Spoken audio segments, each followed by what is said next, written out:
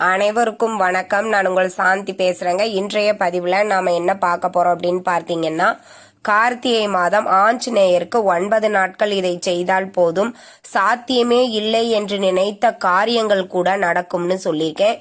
இந்த 9 நாட்கள் ஆஞ்சநேயருக்கு என்ன செய்யணும், எப்படி செய்யணும் அப்படிங்கறத பத்தி இந்த பதிவுல நாம தெளிவாக பார்க்கலாம். இப்போ கார்த்திகை மாதம் அப்படின்னு நம்மளுக்கு பிறந்த உடனே நம்மளுக்கு ஞாபகத்துக்கு வர்றது என்ன அப்படின்னு பார்த்தீங்கன்னா, கார்த்திகை மாத சோமவார விரதம். கார்த்திகை மாதம் அப்படின்னா நம்மளுக்கு டக்குன்னு அதான் ஞாபகம் வரும், சோமவார விரதம்.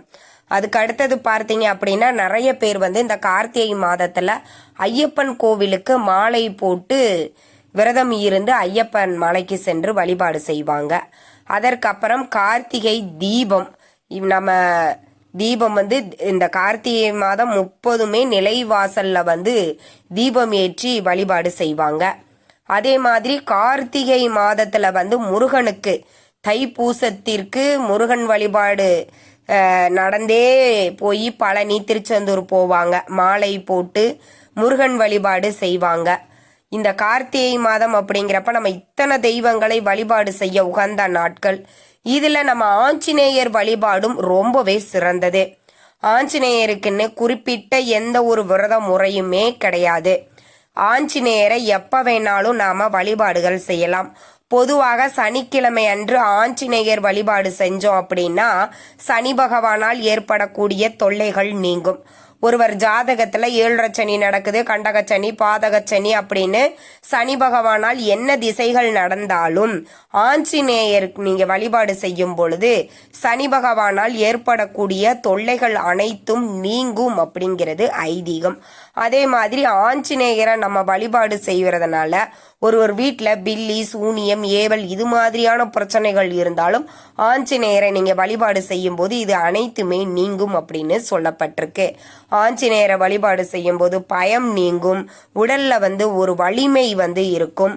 அதே மாதிரி படிக்கக்கூடிய குழந்தைகள் ஆஞ்சநேயரை வழிபாடு செய்யும் பொழுது நல்ல கல்வி, நல்ல ஞானம் குழந்தைகளுக்கு கிடைக்கும். அதனால கட்டாயம் ஆஞ்சநேயர் வழிபாடு அப்படிங்கிறது ரொம்பவே சிறந்தது. சனிக்கிழமைகள்ல ஆஞ்சநேயர் வழிபாடு செய்யணும். சரி, இப்ப நான் சொல்லக்கூடிய இந்த வழிபாட்டை இந்த கார்த்திகை மாதத்துல எந்த நாள்ல வேணாலும் நீங்க ஆரம்பிச்சுக்கலாம், அது பிரச்சனையே கிடையாது. ஆனா தொடர்ந்து 9 நாட்கள் நாம செய்யணும்னு சொல்லியிருக்கிறேன். அதே மாதிரி பெண்கள் மாதவிடாய் காலம் இல்லாத 9 நாட்களாக தேர்வு செய்து கொள்ளுங்கள், அது ரொம்பவே சிறந்தது. தவிர்க்க முடியாத காரணம், நாங்க ஆரம்பிச்சிட்டோம் இடையில ஆயிடுச்சுமா என்ன பண்றது அப்படின்னா பரவாயில்ல, அந்த நாளை ஸ்கிப் பண்ணிட்டு அதற்கு அடுத்து வரக்கூடிய நாட்கள்ல இருந்து நீங்க ஆரம்பிச்சுக்கலாம். ஆனா முடிந்த வரைக்கும் நீங்க அந்த மாதவிடாய் நாட்கள் இல்லாத அந்த 9 நாட்களாக தேர்வு செய்து கொள்ளுங்கள். சரி, நீங்க எப்படி ஆரம்பிக்கணும்? பொதுவாக ஆஞ்சநேயர் படம் வீட்டுல தனியா வைக்க மாட்டாங்க. ஆனா ராமர் பட்டாபிஷேக படம் இருக்குது அப்படின்னா கண்டிப்பா அங்க ஆஞ்சநேயர் இருப்பாங்க. அந்த மாதிரி வீட்டுல நீங்க படம் வச்சிருக்கிறீங்க அப்படின்னா அதற்கு முன்னாடி ஒரு தீபம் ஏத்தி வச்சுக்கோங்க.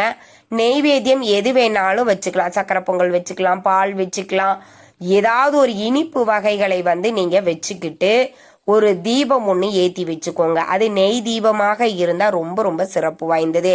அதற்கப்புறம் பார்த்தீங்கன்னா 9 வெற்றிலை எடுத்துக்கோங்க.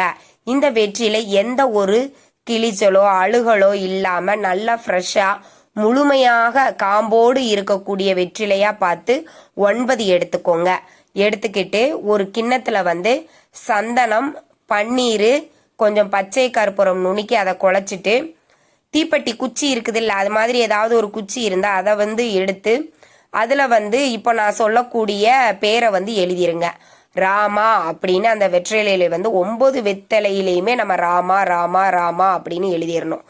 எழுதி மஞ்சள் கலர் நூலில் அதை ஒரு மாலையாக கட்டி நீங்கள் அந்த படத்துக்கு சாத்தணும். சாத்திட்டு அதற்கப்புறம் இப்போ உங்களுக்கு டிஸ்பிளேல தெரியுது பார்த்தீங்களா, ஓம் ஸ்ரீ ராம ராம நமகா, ஓம் ஸ்ரீ ராம ராம நமகா அப்படிங்கிற இந்த துதியை 108 முறை பாராயணம் பண்ணிட்டு உங்களுடைய நிறைவேறாத ஆசைகள், நம்ம வாழ்க்கையில இந்த விஷயம்லாம் எப்பதான் நடக்குமோ, நடந்தா நல்லா இருக்குமே, ரொம்ப சந்தோஷமா இருக்கும் அப்படின்னு நினைச்சிருப்போம்.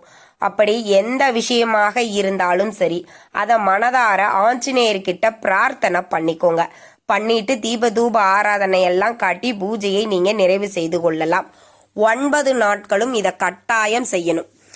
9 நாளும் 9 வெற்றிலையில ராமா அப்படின்னு எழுதி அதை மஞ்சள் நிற நூல்ல மாலையாக கட்டி நீங்க சாத்தணும்.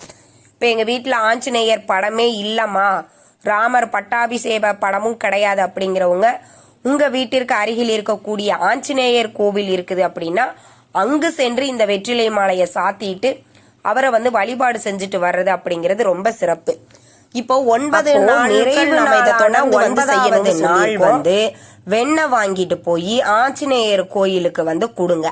ஏன்னா இந்த வெண்ணெய் காப்பு அப்படிங்கிறது ஆஞ்சநேயருக்கு ரொம்ப ரொம்ப பிடித்தமானது. அந்த வெண்ணெய் காப்பை நீங்க சாத்தணும். உங்களால எந்த அளவுக்கு அவங்க வசதிக்கு தகுந்த மாதிரி இந்த வெண்ணெய் நீங்க வாங்கி கொடுக்கலாம். 1/4 கிலோ, 1/2 கிலோ, 1 கிலோ அப்படின்னு நீங்க பசு நெய் வாங்கி கொண்டு போய் உங்க வீட்டிற்கு அருகில் இருக்கக்கூடிய ஆஞ்சநேயர் கோவிலுக்கு கொண்டு போய் கொடுங்க. இது முதல் நாள் ஆரம்பிச்சிடணும், கடைசி 9வது நாள் தான் இதை செய்யணும். நீங்க அதே மாதிரி 9வது நாளும் அந்த வெற்றிலையில ராமா ராமா அப்படின்னு எழுதி அதை மாலையா கட்டி சாத்திரணும். நெய்வேத்தியமா எது வேணாலும் நீங்க படைச்சுக்கலாம், அது உங்களுடைய விருப்பம். நெய் தீபம் ஒன்று ஏத்திக்கோங்க, கோயிலா இருந்தாலும் சரி வீடா இருந்தாலும் சரி. இந்த முறையில நீங்க செஞ்சுட்டு நீங்க ஆஞ்சநேயரை 9 நாட்களும் தொடர்ந்து வழிபாடு செய்யுங்கள். நடக்கவே நடக்காது அப்படின்னு விட்ட காரியங்கள் கூட நடக்கும். ஏதாவது ஒரு விஷயத்த மட்டும் நீங்க கேளுங்க. இந்த 9 நாளும் உதாரணத்துக்கு ஒரு நல்ல வேலை வேணும் அப்படின்னு நான் வேண்டிக்கிறேன்னு வச்சுக்கோங்க. எனக்கு இந்த கம்பெனில இந்த வேலை கிடைக்கணும் அப்படின்னு சொல்லி மனதார ஆஞ்சநேயர்கிட்ட பிரார்த்தனை பண்ணிக்கோங்க. 9 நாட்கள் நிறைவு பெறுவதற்கு முன்பே ஒரு சிலருக்கு நடந்திருக்கு அப்படின்னு சொல்லியிருக்காங்க. கண்டிப்பா செய்யுங்க, நிச்சயம் உங்களுக்கு ஆஞ்சநேயர் என்ன காரியம் வேணாலும் இருக்கட்டும், ஆனா இயற்கைக்கு புறம்பாக இருக்கக்கூடாது. அதனால இயற்கைக்கு புறம்பான விஷயத்தை கேட்காம நியாயமான விஷயத்தை நீங்க கேட்கும்போது கண்டிப்பா அது நடந்தே தீரும். கார்த்திகை மாதம் முடிவதற்குள் இதை ஒரு முறையாவது நீங்க ட்ரை பண்ணி பாருங்க. நிச்சயம் அற்புதமான பலன்கள் உங்களுக்கு கிடைக்கும். இதை நீங்க எந்த நாள்ல வேணாலும் நீங்க ஆரம்பிச்சுக்கலாம். வெள்ளிக்கிழமை தான் ஆரம்பிக்கணும், சனிக்கிழமை தான் ஆரம்பிக்கணும்னு எந்த ஒரு கட்டாயமும் கிடையாது. நாளைக்கே ஆரம்பிக்கிறீங்க அப்படின்னாலும் தாராளமாக ஆரம்பிக்கலாம். ஆனா இடையில ஸ்கிப் பண்ணாம 9 நாட்களும் தொடர்ந்து செய்கிற மாதிரி நீங்க பாத்துக்கோங்க. அதற்கு தகுந்த மாதிரி வெளியூர் போகாம இருக்கக்கூடிய நாட்களாக பார்த்து தேர்வு செய்து கொண்டு 9 நாட்களும் புதிதாக மாலை கட்டி சாத்தி நீங்க வழிபாடு செய்யணும். கட்டாயம் ஆஞ்சநேயர் நீங்க கேட்டதை கொடுப்பார். இந்த தகவல் உங்களுக்கு ரொம்பவுமே பயனுள்ளதாக இருந்திருக்கும் நினைக்கிறேன். வீடியோ பிடிச்சிருந்தா லைக் பண்ணுங்க, ஷேர் பண்ணுங்க, கமெண்ட் பண்ணுங்க. இந்த பதிவை உங்களுடைய உற்றார் உறவினர்கள் நண்பர்களுக்கும் ஷேர் பண்ணுங்க, அவங்களும் பார்த்து பயன்பெறட்டும். நன்றி, வணக்கம்.